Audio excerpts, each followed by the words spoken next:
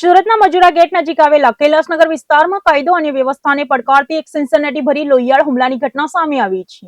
અહીં અજાણ્યા હુમલાખોરો દ્વારા રાહુલ નામના એક યુવક પર જીવલેણ હુમલો કરીને તેને ગંભીર ઇજાઓ પહોંચાડવામાં આવી છે। ગૃહ રાજ્યમંત્રીના હોમટાઉનમાં સરેઆમ બનેલી આ ઘટનાને પગલે સમગ્ર વિસ્તારમાં ચકચાર મચી ગઈ છે અને પોલીસ પ્રશાસનની કામગીરી સામે ફરી સવાલો ઉભા થયા છે।